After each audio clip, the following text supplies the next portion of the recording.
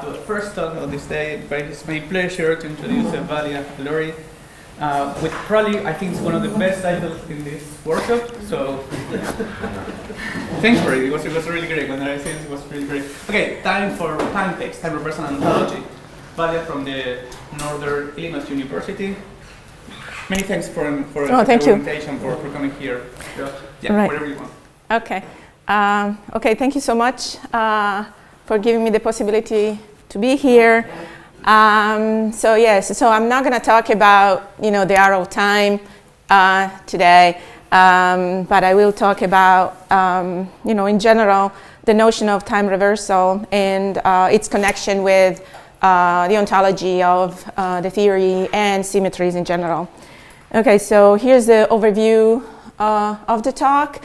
What I'm going to do is motivate, defend, and maybe improve the newly named pancake account of time reversal. We owe the name to Brian, so I'm very grateful for that because that's what gave me the possibility of making a funny title. So it's called the pancake account because as opposed to the standard account of physics books, the pancake account has a different definition about what the time reversal operator is supposed to be doing. So I will show what is the standard account, what are the arguments for the standard account, which are basically a symmetry first account.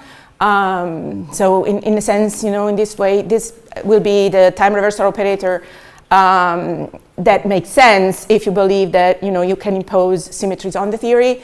And I will show some of the arguments that will put forward against the standard account to motivate the alternative pancake account. Mainly, it is the idea that it is a metaphysics last kind of account, and so if you instead start from the metaphysics and try to figure out what the time reversal operator is supposed to be doing, you end up into a very different idea about what T should be doing for you, the big T. And then, so this was something that it was not from me, it was from David Albert, and Craig Callender also had arguments for it, I'm just gonna review. But I also have my, takes on why the standard account doesn't work. Then I review some of the arguments that have been put forward against the alternative pancake account, and so maybe improve it a little bit. Okay, so right, so as it turns out, I am a very simple-minded person. I understand things. I don't know. My teacher said geometrically, but I don't know if that's the name usually people. I mean, sometimes I say that I like Lego, so and I understand when you understand things in terms of Lego and stuff that you can actually visualize. So I mean, forgive me if sometimes I indulge too much in this. But okay, so I mean, let's call the state of a system whatever provides a complete description of the system.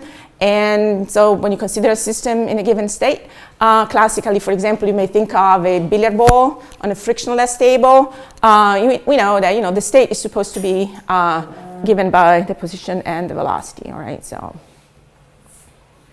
right.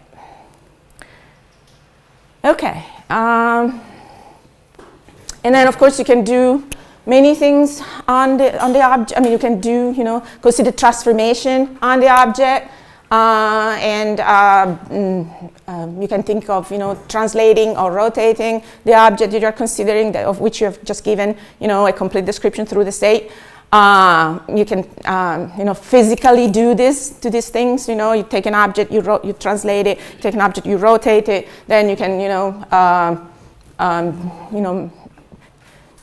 write down the mathematical object that would implement the transformation that you can physically observe. Translation, okay, the transformation is the one that from x to x plus a, right? Rotation, you have a matrix and do that. So I mean, you can do this kind of physical justification of the mathematical transformation you have for the state. You have your performing on the state, on the system, in many ways, right? But when it comes to time reversal, right? It's not obvious exactly how the time reversal operator is supposed to be, implemented physically, implemented mathematically, because you don't know. You don't physically see. It's not a transformation you can actually do on the system in contrast with translations and rotations, for example. So what does it even mean to time reverse a system? Okay, so usually this is the story that we are told. Okay, when so you have a you take your billiard ball, you put it in motion, you film it, and then you project the film that you just obtained in reverse, right? And so whatever happens, that's the best physical simulation of what time reversal would do. So we're told, and so that's what happens. Okay, right. All right. So what kind of the mathematical representation for time reversal? So I mean, the action of the transformation does on the state is you can just use a mathematical operator, right? In general, so for a space-time translation operator, we know what it looks like, and for the time reversal operator, when we think about this physical, simulated time reversal transformation that we have, like in the case of the movie projected forward and projected backward, it seems like what it does, it inverts the time, the ordering in which, states happen, and what also happens is that, the velocity flips sign and direction. Okay. Yeah. Yeah. All right. So so people say, okay, that they talk about in the symmetries. I mean, when you have a transformation, you have also a connected possibility of having a symmetry or invariance. And you say that a theory is invariant on a given transformation if and only if the transformation acting on solution of the law of motion produces other solutions. Okay, and so when we're thinking about a solution of the law, right, you just like what you have in mind is that this solution is representing a possible way the work can be. Okay, so I'm stressing this because I think it's going to be important later. And it's also because abstractly is one thing, and then of course when you try to interpret what you're writing down, what you're doing, right, it's also important keeping in mind how the mathematics and the physics are connected. So a theory is invariant under transformation if and only if both the original and the transformed description provided by the theory are possible description of the word, something that you can do, that you can observe. So, and then therefore time reversal invariance, so you say, a theory is time reversal invariant if and only if both the original and the time reversal description provided by the theory are possible description of the word, right? So that's true for that particular transformation. All right, so example of that, you see, okay, let's try and do that for the theories that we know. So Newtonian mechanics is, the state is x and v, the transformed state is x minus v, that's what we've seen. That's what we have, that was the whole, picture, movie backward, movie forward was supposed to be about. So Newtonian mechanics is therefore time reversal if you implement that in that way. The transformed solution x minus t are actually solutions, right? So if you forget the beginning and the end, right? If you have this billiard ball going around the table, you cannot really know whether you're watching the backward or the forward movie. Okay, yeah, right, yes, that's exactly what's supposed to be happening. All right, okay, right, so that's also the case for Hamiltonian mechanics, in which, P and Q are general conjugative variables and not necessarily all right, so what happens is that if you do have this symmetry first account, so you get the original movie forward and backward situation was, to somehow give you a hint, right, about what the the time reversal operator is supposed to be doing for you. And what happens is that you impose, right, what this intuitively defined time reversal operator to, in general, right? So you say, okay, what it's going to do, it has to reverse. Some of the properties will be the same, and some will have to change. All right, so right. So what happens in theories like classical electromagnetism, that what will happen is that you have to flip B into minus B, and E will remain the same. So you see, in this case, that's what's going to happen, right?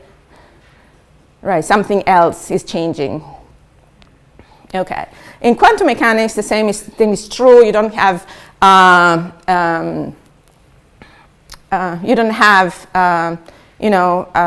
anything else but the wave function, and so in order for time reverse to be implemented the way which was before, you need to transform the wave function into its complex conjugate. And so again, something like that, if that's supposed to be the wave function, whatever, equivalent, and that changes.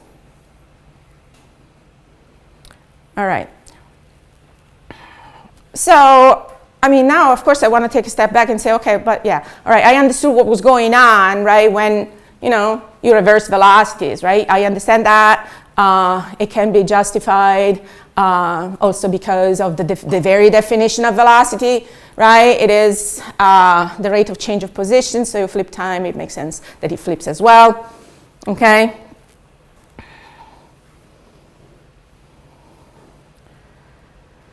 But that situation is very different. What needs to be done in order to have solutions to be mapped into solution in the case of electromagnetism and quantum mechanics is that it's not like that at all. B into minus B and E into E, psi into psi star. I mean, why? I mean, what's going on? I mean, I don't intuitively understand what's going on. So why does it have to go like that and not in any other way? What is is it in the definition of B? As David Albert would say, I mean, B is not the rate of change of anything. So I mean, I completely agree with that it's as it is right now. It doesn't make. It's not really. So it is some kind of calling for an explanation of why something like that happens. So Brian has this paper, has several papers, but in this one he says, okay, well, yeah, sure, of course we know why B and psi has to transform that way. Everybody knows that. Namely, we need an operator which just like preserve position and reverse momentum and spin and the magnetic fields. I mean, all these things are needed. Yeah, but why? Why are they needed? Well, yeah, because we want symmetries, right? Symmetries are very important things. You don't want to lose them. And so you need to have a particular time reversal operator that gives you that. Okay. Yeah, all right. And so I do agree that symmetries are extremely important and worth preserving. And I later on, I'm just going to talk more about why they're worth preserving, according to me. But let's just go with the intuitive idea that symmetries are important. However, in the literature, both David Albert and Craig Callender have objected to say, okay, come on, hold on 1 second, right? So what are we doing here? We're doing philosophy of physics, we're doing physics. So what we're doing is taking a theory, looking at what the theory says when it's written down about the word. So you somehow you read off the ontology, right? What the theory is talking about, the equation of motion for what, and then from the ontology you start to discover what kind of symmetries the theory has. So it seems like, according to them, what's going on is actually the opposite. So, I mean, symmetries are important, yes, but the ontology is also important. I mean, the theory is telling you what the ontology is, and then you discover the theory in virtue of the ontology. So you don't impose the theories on top of the theories, the mathematical framework that you have according to this view. So we have these two different approaches. One that says symmetries are stuff that you impose to the theory and the theory needs to obey to, and somehow they're constraint that your theory needs to have. And the other one is instead, no, you do have the theory speaks for itself, the theory tells you the ontology, and from the ontology you get the symmetry as on the other side. But I think the important issue is whether it's possible to define precise rules by which the theory will possess that. Yeah, yeah, no, when you say you impose on it, it seems like, okay, it's up to us to, yeah. whether the theory allows itself to. Yeah, that, hopefully, no, yeah, totally fair, and, reasonable question, and so how, we do have these two claims, right, so how do we put them together, right, is, what I will try to make my sense of, right, so hopefully you will see what I mean, yeah. This is, sorry, my own checking, but. Yeah, go ahead. The second bullet point is surely not a quote, is it? Or did I say that? I thought it was a quote. I would reckon it's probably not. That wouldn't be a thing I would say. It's not? Okay, so I mean, I thought I actually cut and paste, but maybe it was, I mean, I may have, so I'm just like the only two who edited it. No, I mean, but I mean, I'm not. Actually, I could have well blundered as well, so it's a fair point if I have done. I just wanted to highlight. Right, I mean, but I mean, it's not, I mean, this is, I mean, I thought it would be fair to say who said what, but I mean, I don't like, I mean, honestly, I don't like to say, oh, he said that, so you should talk to him. So usually what happens, right, is I try to make my best of what the different positions are. So even if it's not you, it could have been me. So I mean, it's a reasonable thing to say, right? I could have said it. At some point, maybe I even said it, but then I thought through it. And I mean, and so I was just like, you could have said it. So if you didn't say it, that's all right. It's like part of the project was always to prove that statement, not to assume it for me. Yeah, but no, you do have arguments to say. I mean, if you impose this kind of mathematical, if you want an involution or something, and so I mean, this is not something. I mean, of course, right? This is the one that the text operator, right? So it's not something that you came up like this and so totally unjustified. I didn't mean to give this impression at all. So I'm sorry if I did. I mean, that's not my intention at all. So, but I mean, I was trying to stay away as much as possible from the mathematics. I will talk about involution later. But so the point, so just like to make it a little bit better, the case for the standard account is, that's you want this, right, whether it's a quote or not, because that what gets you what symmetries are. And I do really, I'm moved by that a lot, right? And so you impose certain kinds of constraint, mathematical constraint, and say, look, I mean, this has to be such and such operator. Yeah. So, but the other, on the other side, they push and say, look, I mean, but the symmetries that the theory has need to be compatible with the ontology that the theory has. So you don't really want, this kind of contrast. And the problem is exactly when you do have this contrast, right? And so you have, the ontology that tells you that they don't have a symmetry, and the symmetry that, somehow they're not compatible with the ontology. Some kind of, something has to give. Right. All right, so yeah, that's the argument that has been put forward against the standard account. So yeah, the complete instantaneous description of any system given by the state S in any theory, give an object X provides a state. And of course, this changes from theory to theory and from interpretation of one theory to another. Time reversal operations, transformation of the sequence of state into their temporal reverse sequence. We all agree on that. But time reversal transformation also may need to change properties to map solutions into solution to make the theory time reversal invariant. However, right, there is no obvious reason why S should change under T unless you say you want to impose, symmetries on the theory. Therefore, a theory is time reversal invariant depending on what X. If X does not change anything, yes, otherwise it's no. Yeah, so I mean, this is, can be seen in what you find in David's book, 2000, I think. The complete instantaneous description of a system is S. In the case of classical electrodynamics, this S is given by an addition to position E and B. The T standard count needs to change B into minus B, right, to map solutions into solution. However, there is no obvious reason why B should change on the T, and that's a quote, T is not a rate of change of anything. Therefore, classical electrodynamics is not time reversal invariant. So this is a case in which basically the ontology suggested by the theory and the symmetry constraint do not match. So the symmetry first, the standard count would say, okay, so what for the ontology, just like, and instead the metaphysics first would just say, no, symmetries has to go. And the same case could be done for, could be done for, By classical electrodynamics, you mean just the theory of electromagnetic fields themselves without any charges going around? No, I mean with the regular thing. With the charges going around? Yeah, I mean, I don't know what I'm getting to depending on what I answer. I'm just like, this is not me, right? I'm just reporting what other people have said, but I mean, I don't see any problem with... But you said what happens to E and B and nothing else. But it's not, she doesn't mean the duality in which you switch E and B.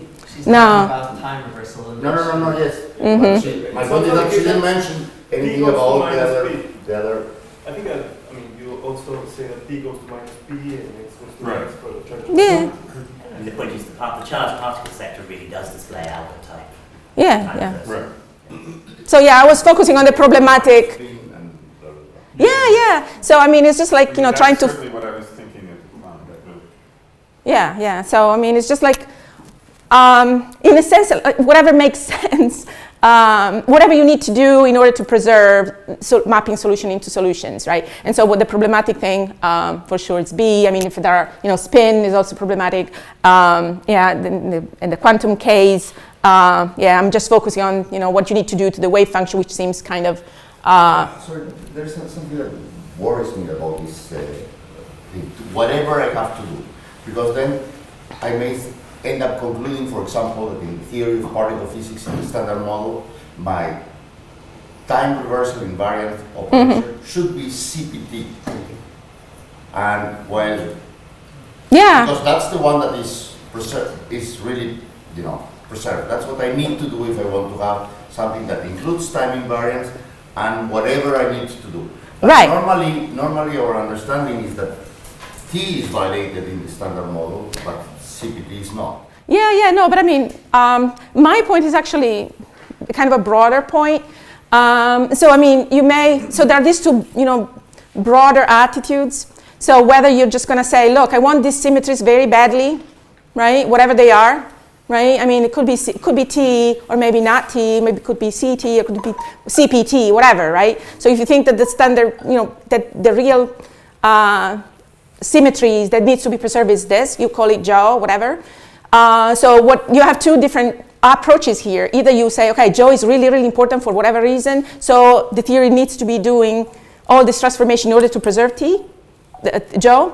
Or you can just say, okay, why do you even need to preserve Joe after all? I mean, look at the theory in itself. What does it tell me? I mean, does it make sense for the theory to preserve Joe or not? Yeah. I mean, just to reiterate what Valia just said, it's a difference in emphasis. It's not an absolute thing. If you said you do whatever you have to do to make the theory, time reversal invariant, who the hell knows what we would do with GRW, okay, or something like that. This is not the point. There are cases where it feels like the balance is closer, okay, and you have certain ontological intuitions, and you have a certain level. I don't know what you have a certain intuition to the effect that this theory is really time reversal invariant, and you have a sort of tug of war between those. But I don't think the way Valia was characterizing the standard view was You take any theory at all, and you do whatever you need to do in order to make it time reversal invariant. All right. Okay. And so, I mean, this kind of considerations, like, when there is kind of this mismatch or apparent mismatch between what the theory says about the world and what kind of symmetry constraint we're putting on that, led David and Craig, arrived to this idea that the time reversal operator itself does something different from what the standard account is telling us. So, I mean, if you think about, so I guess my understanding, and again, right now, I mean, I'm just trying to internalize what could be their view. So it's not their view, it's going to be kind of my potential view. That, okay, so I mean, what does T does? It just like naturally, translations and, just like, X plus A. Right, and in case of the time operator, the natural thing to do for that is just like, reordering the states without doing anything to them. Okay, and so that's what Brian characterized as the pancake account, right? States are stacked onto one another like a stack of pancakes, right? And so I like the name. I don't know if Brian meant it in a good or a bad way, but I don't mind. I like pancakes, so that's good enough for me. Yeah, that's what they're doing, right? So of course, right? If you start from the opposite side, if you want to try to defend the standard account, I mean, the natural thing to do is just like, okay, hold on 1 second, right? Okay, B is not the rate of change of anything, right? But I mean, maybe there is a better way of defining B or whatever variables, needs to be, be modified under T that would make, natural to see. So that's what people have done, Ehrman, Malamud, and Brian. Hold on 1 sec. Right, yeah. So in the case of B is not the rate of change of anything, but it's connected. Yeah, I'm getting there. I'm getting there. Yeah, no. It would be helpful to let Lester talk come out. I'm still stuck. I mean, actually, that's fine. I mean, I don't mind, right? I don't mind actually. No. It's the usual thing that happens when you have different audience coming from different fields. And so they say, what are you saying, right? And I didn't think of addressing in the talk because I was just like thinking of finding one audience and then I find another, so okay. So what people have just said, okay, look, I mean, let's focus on B, what the relation of B is with E, right? And after all, they're not separate objects, right? They're just like, we define them differently, right? E and B, we're calling about a polar vector, the axial vector, right? And maybe they're actually better defined in terms of the F field, the F tensor. And so that's the kind of strategy these people are using. And they say the same situation happens in, do I have this? In the case of quantum mechanics also. So the idea is that you can have you just get this mathematical object, right? And in virtue of how this mathematical object is defined, right, it makes sense, right? It becomes natural to transform under this transformation this way rather than this way. Just like in the case of velocities, makes sense for velocity to change direction under time reversal. Maybe there is a definition of B and E and whatever and psi, so that it's going to be natural for them to transform as they should to preserve the invariance that we are considering, the transformation that we are considering. Right. So so the idea is that B is actually, so the fields are intrinsically defined, that's transform under T as needed. B is an axial variable, and that's exactly why it flips, right? Because it's in the nature, it's in the definition of what it is. You can just redo that in terms of F. The wave function is intrinsically defined with transformation under T. to make quantum time reversal invariant, quantum mechanics time reversal invariant. Right, psi is in this ray in Hilbert space, namely an equivalent class of vectors related by a phase, right? And that's why you get, the transformation at the complex conjugate. Okay, so all right. Okay, so at the beginning, when I was doing this, that's why I can see both sides of the argument because I went through it and what do I think about this? So I was just like to make sense of that. Okay, so yeah, now I get it. But, after all, another worry started to come out, right? Of course you can find ways to define the object that you need, right, to transform the way they should, right? But the question is, that's not the only way you can define them. As in the first time you see E and B, you don't see the word axial vector and polar vector and stuff like that. You think they are vectors, and so then after a while you learn, oh no, they're not vectors, they're axial and polar vector, and so you do have these two different characterizations, right? One, they both seem fine until you arrive to transformation properties, and then of course you pick the one that you like, but the overall question is, which one to pick, right? Which one you're justified to pick, right? Just looking. And so, okay, fine, I get. So what my worry is, I see, right, that's what you want, but I still don't, I'm still not convinced, right? I want independent reasons to believe that these are, the right characterizations for, the magnetic fields or psi. Okay, maybe you have them, maybe you don't. All right, so there is a sense in which, okay, this is kind of, I was just like kind of reviewing some of the literature. And so, and then this is more what I want to say about this, namely that there is a sense in which, right, if you step outside of the situation and look, it seems like at some point we said, okay, you need to have a reason of why, these properties do change under T. Okay, and so, so as long as you have reasons, then, you can have invariance. But after all, if you really think about what S change under T, right, to me, it's just like,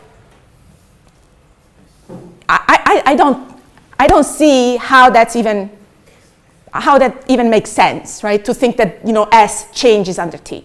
And that's what I'm trying to explore and convince you of, right? So, what I'm trying to say here is, okay, up to now I said, okay, so, the symmetry first approach was, okay, we need symmetry, we impose this symmetry, right? With, reasonable constraint. There are some problematical cases in which, the ontology doesn't match the symmetry that you want. So you need to provide some reason of why the ontology is not mathematically defined as you thought it would. It was before. Okay, all right. So maybe the standard count, as long as one can provide the right geometrical definition for this object, they will be fine. But what I want to say instead now is no, right? Even if you provide this definition, still I do think that it's deeply problematical to accept that the state changes under T. Right. Now this is the hard version of the concern, premise number 4. It does not make sense for S change. And so if that's true, then the standard count has no chance. All right. So here is, kind of a maybe. All right. So okay. So assume that T changes the content of the state, adjusting the properties so that the theory will turn out at the end of the day time reversal invariant, right? So, but think about what state means. Okay, state is providing a complete description of the system at a given time. Okay, so basically what the state gives you is the ontology, right? Okay. All right, so that's a picture of the state, right? And that's the ontology, right? Colored. Okay. Yeah. Right. Now T changes the content of the state. T T changes the content of the state.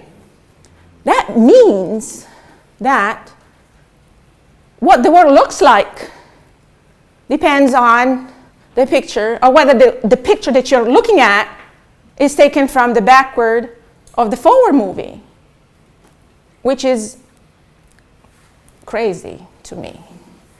You know, I don't, yeah. Right, so graphically, ding, ding, ding, that's the forward movie. Yeah, I don't mean to patronize, I mean just like, okay. Right, you see, okay, that's the word, right? Okay, I can see, right?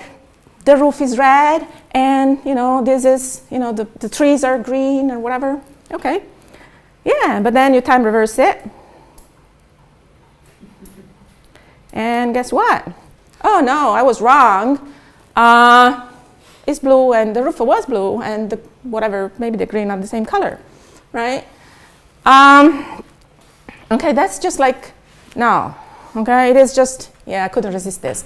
Okay, so Back to the Future movie, you know, or you all know Michael J. Fox, right? That's the protagonist, right? Forward movie, that's what you see. That's, oh, I know what the protagonist is. It's Michael J. Fox, all right? And then, of course, you see the reverse movie, and it's Keanu Reeves. I mean, what the heck? What's going on, right?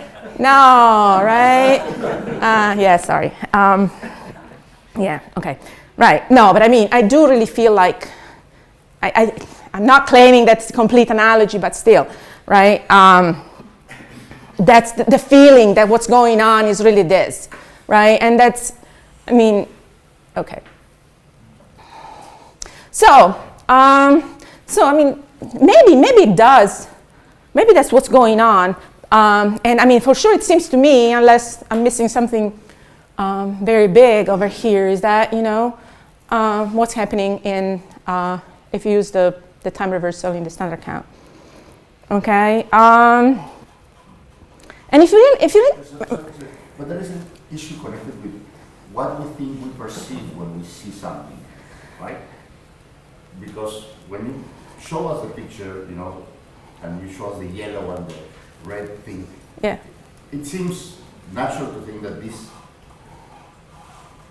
involves the instantaneous configuration of matter. Mm-hmm. But it could be that yellow has to do with, for instance, how I agree completely, the actually. magnetic wave is spinning. Imagine that we I agree. polarization instead of colors. So, you know, So it wouldn't be, is right? this turning this way or is turning this way?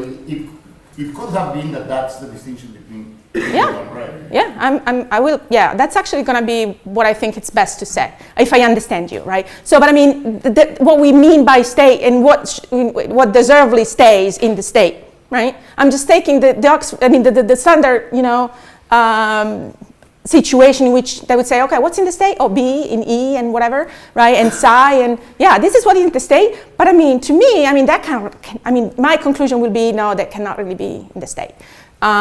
Because of this. How long do I have? Oh, geez. All right.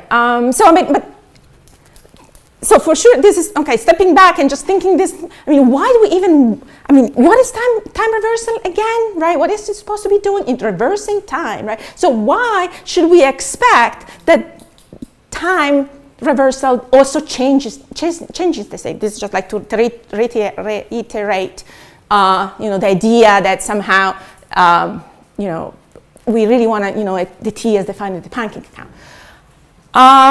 Translation is just like what it does is take this object and moves this over here, right? It doesn't turn it red or anything, right? It does nothing to the very nature of the thing. So why should we, I mean, to me, it's just like thinking that if you accept the time reversal operators in the standard count, basically should there be accepting something weird happening during translation as well, if that would be, you know, something that would make, would preserve one of the symmetries of the theory. And that, what's going on? Sorry. Oh, okay, no, I thought it was a question. Okay. All right, now we don't call it translation. And of course, you just say, okay, no, I want symmetries, right? Right, and so let me talk a little bit about symmetries, right? So, okay, you want symmetries. Tell me why you want symmetries. Okay, I want symmetries for a variety of reasons, right? This is me talking right now. Because they're connected to, they're useful in theory construction, because they're useful in theory selection. They're useful because they seem to be connected to conserved quantities. Whatever. I mean, I can name names, but I mean, I think that the most important reason to have a symmetry is because you don't want your perspective to come into the description, right? So somehow, I think that ultimately, this is why, we require these symmetries. We don't want our description of the world to be connected with the fact that we are here, rather than, moving uniformly or rotating or something, right? We want the description that we provide to be independent of us, and it seems like what we can ensure that as much as we can by imposing these symmetries.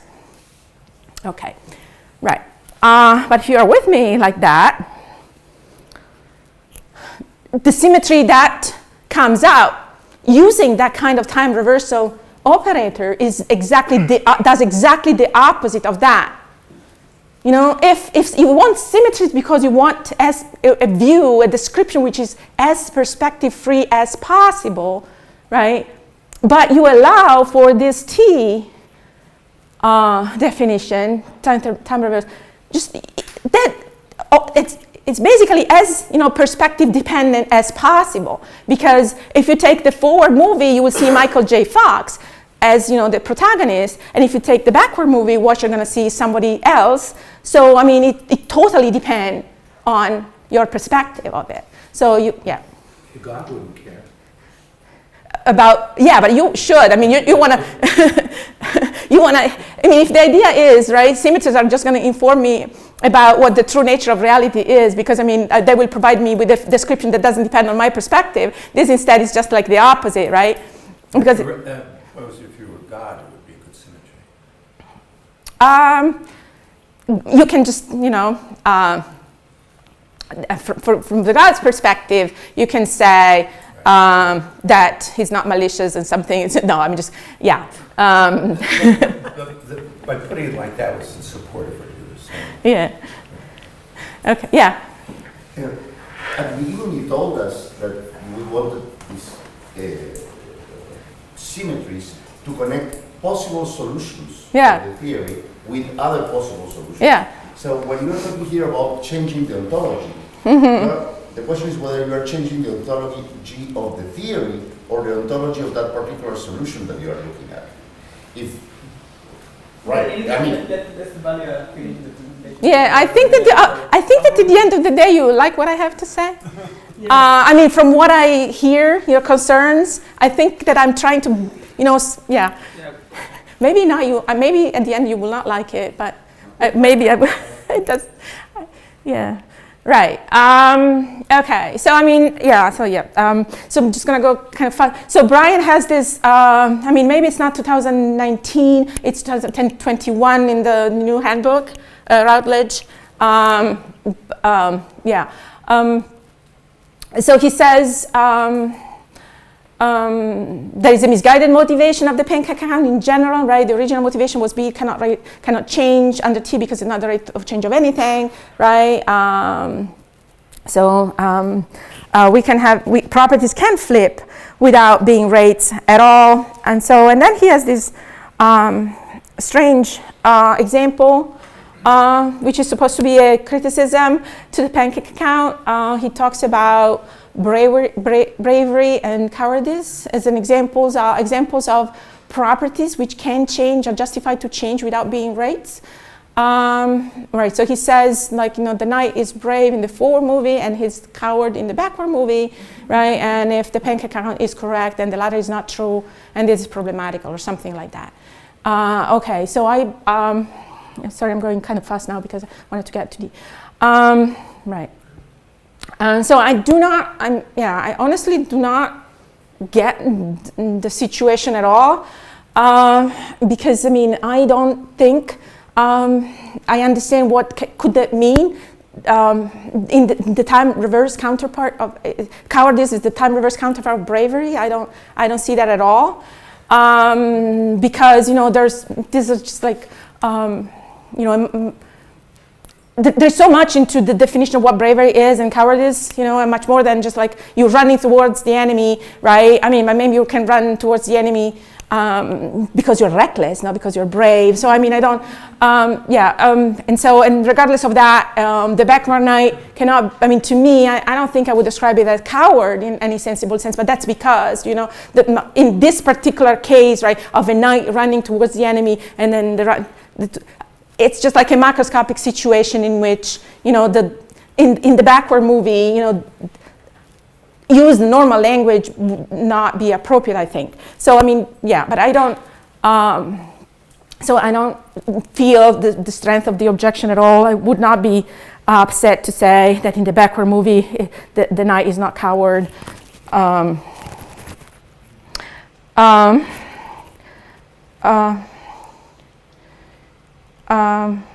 Right, okay, why do I have this?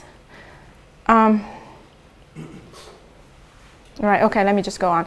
I'm just gonna skip some because I don't have enough time. I can go back to that if needed. Okay, so let me just get to this. So Brian says, if the pancake account is correct, all you care is about the time reversal operator, just to reverse the order of the state, but you can think of many other ways of reversing the state, many other transformation that can, reverse the order of the state. We standard account people can provide you with the reason why you pick the t minus t and not the other weird transformation. You pancake account people cannot, right? So you suffer from the problem under determination. Okay. Right. Okay.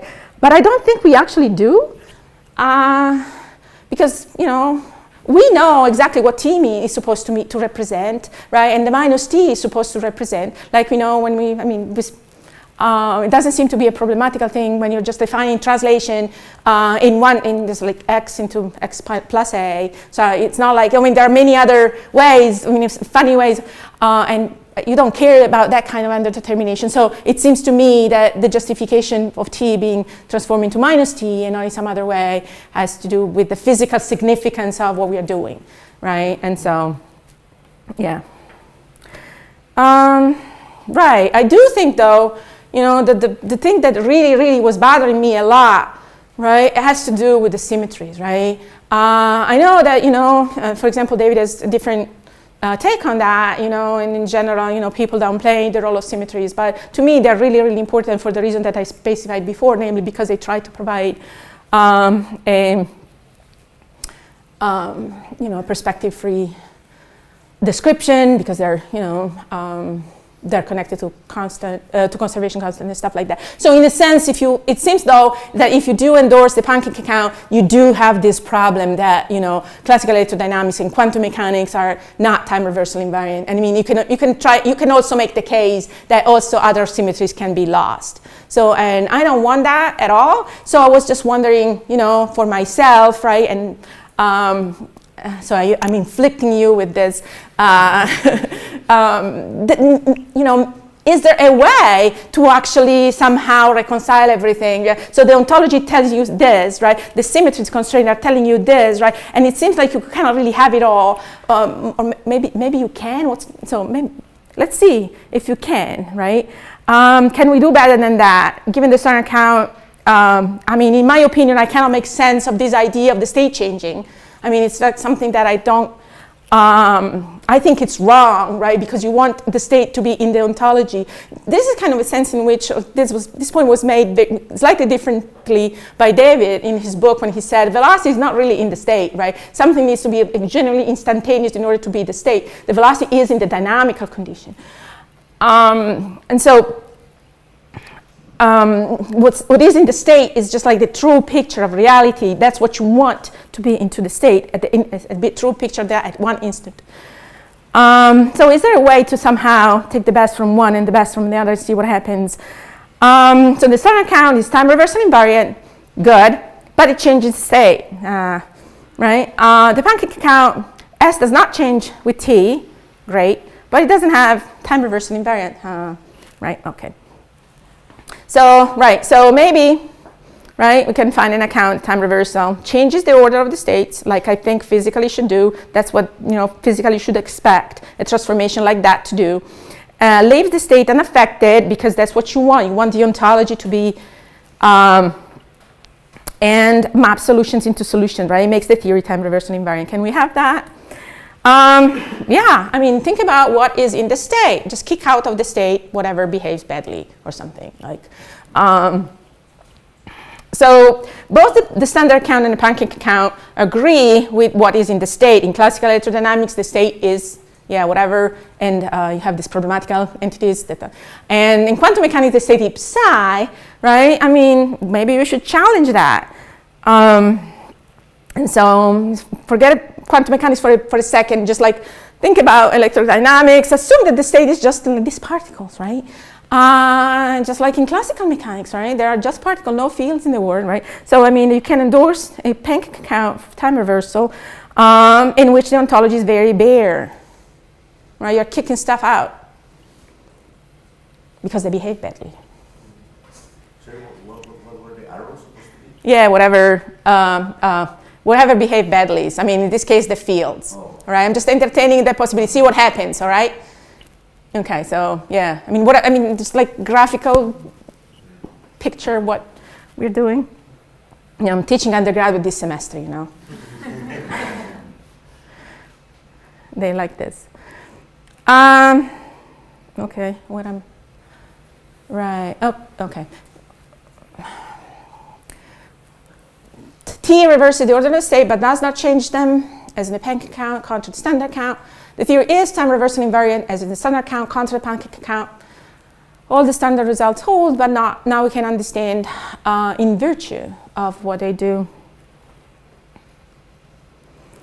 Right, if the electromagnetic fields are not in the state, right, then of course, right, the state can do, the B can do whatever, right? It is not part, if you don't think of part of the ontology, right, it does not describe part of the fabric of reality, so ontology does not describe the time reversal history of the world, so you don't, right. And this is compatible with, the idea that, B is defined as, geometrically, you understand why it behaves like that, because it's not the kind of thing that you would expect to stay the same. Okay, right, and now you've bear with me. Okay, what did you just say? The fields are not in the state? Yeah. Okay, they're not in the state? Yeah. But aren't fields real? I mean, come on, right? Isn't there, didn't we introduce the field to make sense of, the interaction?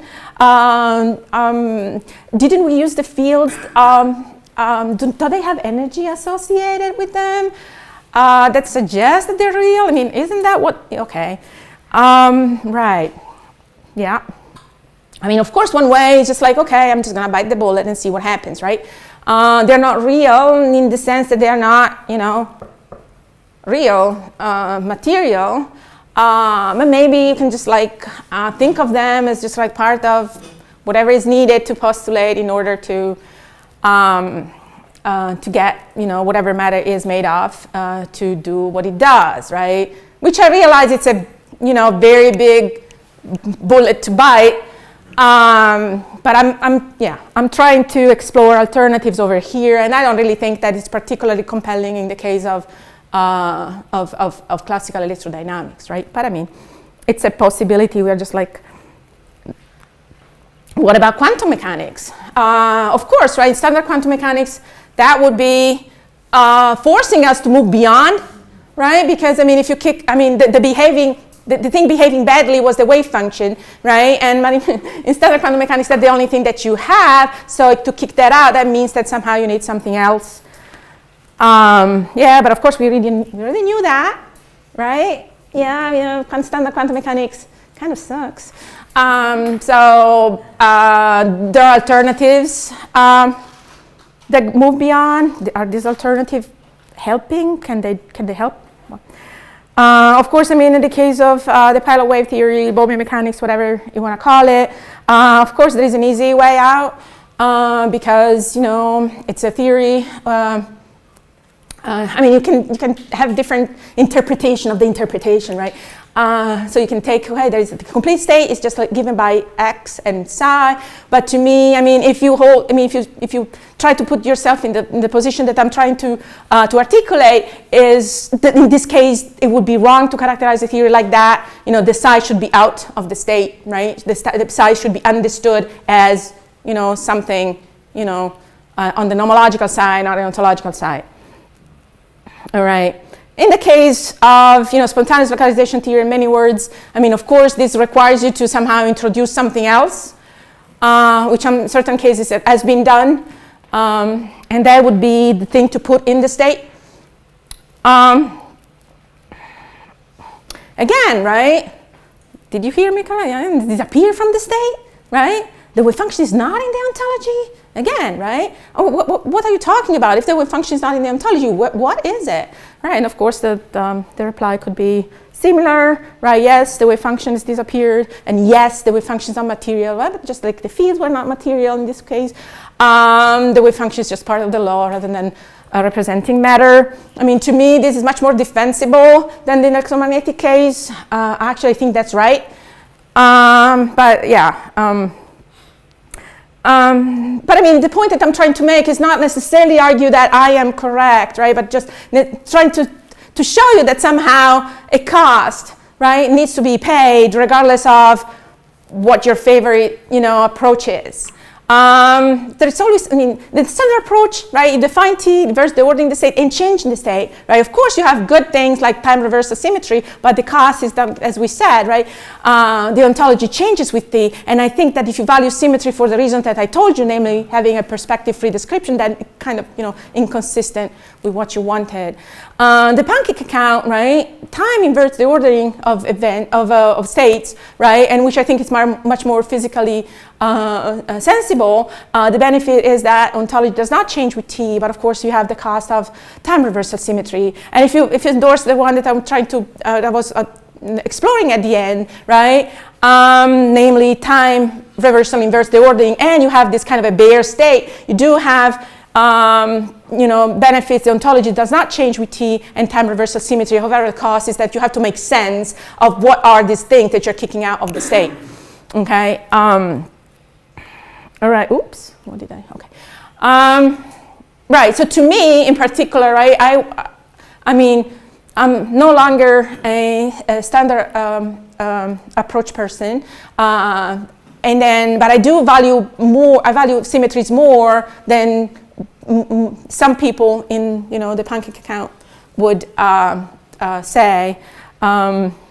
However, I mean, it's up to you. You can just choose what you want. Well, I mean, how your weights, you can weight your preferences as you want, but it seems like what you do have overall, what's going on, is that some cost has to give. Perhaps we have arrived to a kind of a paradoxical conclusion that there are these following claims which are kind of incompatible.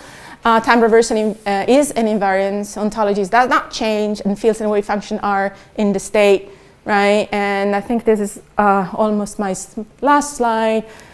So if you care about the fact that ontology should not change depending on the forward or backward movement, then you have either the pancake account or the alternative pancake account, but they all have costly, as we just said, right? First, time reversal invariance does no longer hold, and the other one, instead, you have to make sense of these other things not being in the state.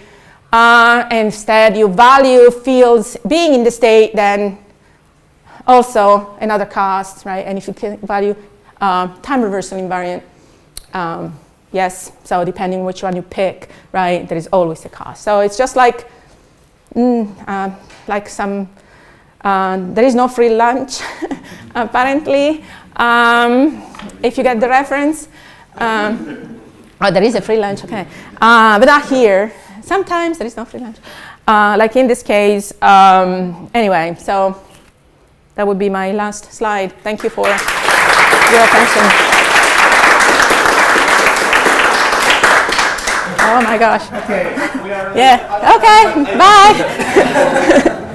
see many hands. I think Elise was first. It's Please, really quick. Yeah, Yeah. very quick, please. Valia, couldn't you just be like forsake state ontology? Say again? I like your example and everything, but when you're talking about ontology, Okay. it's actually, you're being elliptical, right? You're talking about reading the state as having ontic weight. Yeah. Can I just give that up instead and be a structuralist or something like that? Then I don't have to worry about this stuff. Structuralist, that you don't have I to don't know, worry if there are about other options on the table than maintaining that the state gives you a complete ontology. Just saying, no, it doesn't. The end. So what, I mean, how can you possibly become realist then? So, I mean, you want to go structuralist and then what, how, so you want to space-time structuralist in some sort of way? I'm just saying that the paradox you've shown seems to only arise if you're committed to having a state or primitive ontology with the state at the bottom. I think there are other solutions on the table, in which case you don't have to give up one or the other. Yeah, ultimately, I don't think that's going to be correct. But I mean, I think that there are other solutions on the table, though. You don't have to be on the. I think that there are other solutions on the table which are less obviously. I think if I force you on saying exactly what you mean, you will end up in a very similar situation in which you don't have necessarily the state in the sense like the instantaneous state. But if you believe that there is something over there, right, which is not. I mean, I don't know about having a time, space-time.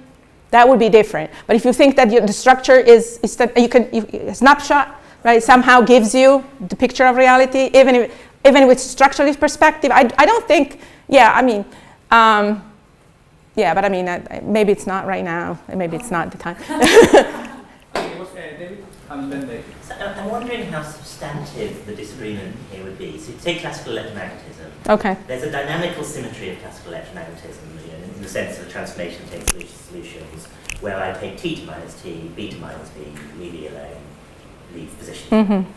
And they say that's a symmetry in the form of an ethical sense. So now Brian says that's time reversal symmetry. It anticommutes with time translation. And David says that's not time reversal symmetry. It doesn't consist literally of running the state backwards. Now, is that actually a fact of disagreement, or is just this disagreement on how to use the phrase time reversal symmetry? Yeah, I think that's what he's saying. He has a couple of papers in which he says this. So yeah. I'm going to say the same few hours. Right. Okay. Right. Yeah. So I didn't. Yeah. Yeah. And then David and then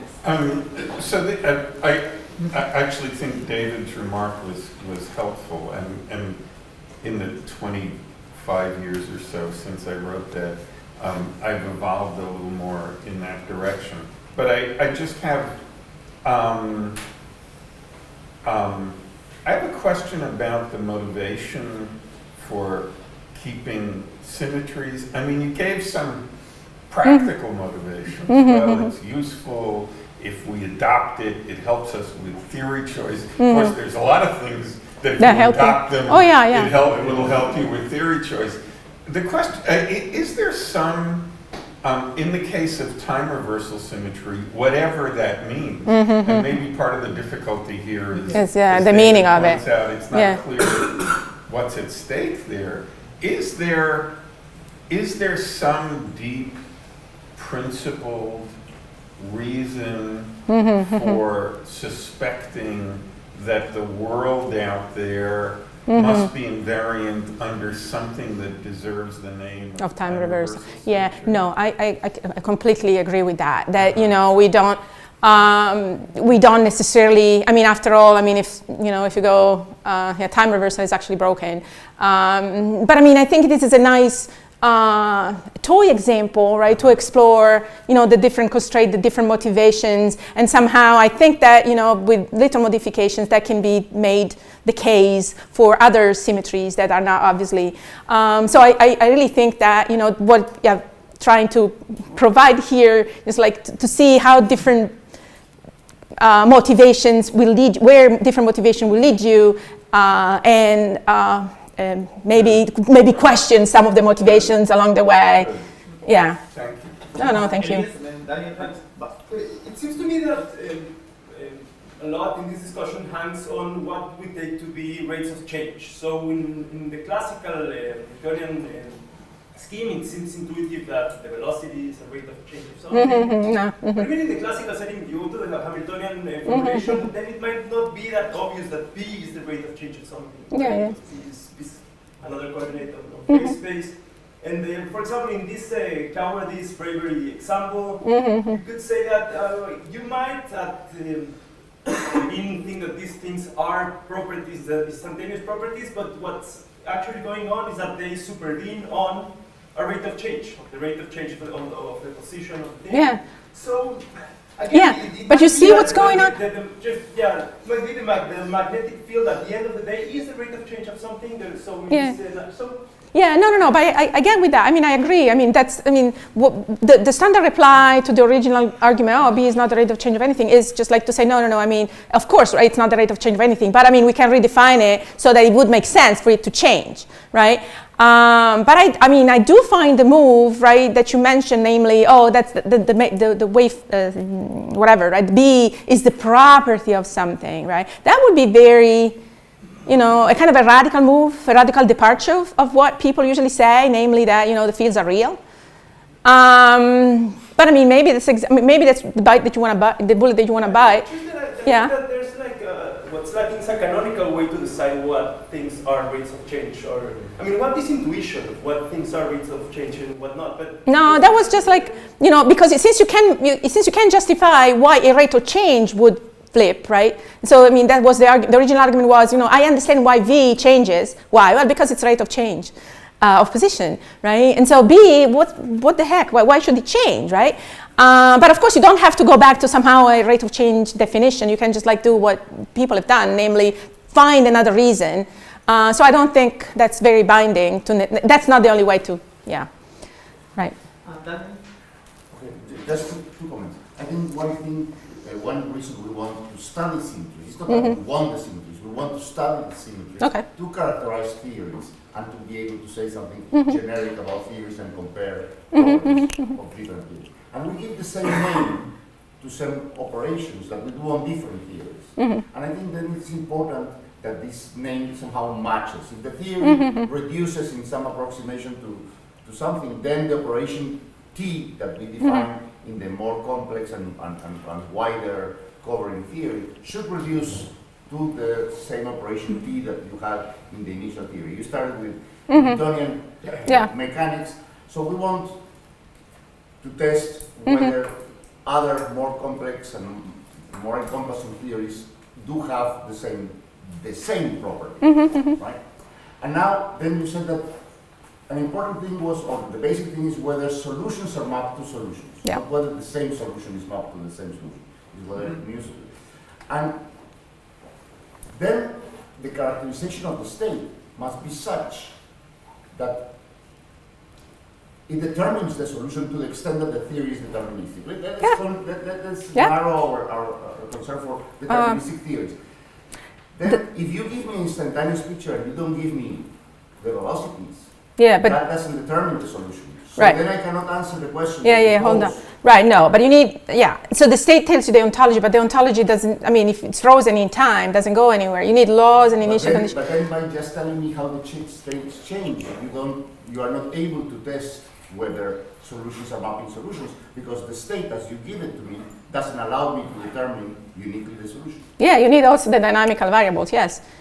Right. Yeah, but that was actually his original point in the book, right? So in the state, right, in classical mechanics is not x and v, right? The state is just x, and v you need because it's the dynamical condition. What you need to have in order for determine what the solutions are, right? So I mean you need the whole thing, but I mean the thing that you're just putting ontological weight on is just like what you call the state. So maybe it's a different way of defining what the state is. But I mean, so the state is x particle position, and then you need also to specify what the velocities are. But when you look at the ontology, you look at the state. Yeah? Finger? Right. Okay. Just finger because it's a follow-up, and just just quickly, there was of course at bottom this is just semantics, but the motivation for making up names like this was something like this. The conception I had of a state of a system at an instant, or a state of the world at an instant, is something such that if you specify what that state is at every instant, you've said everything. You've said everything. You don't need the velocities for this because the velocities will follow from the specification of the state at every instant.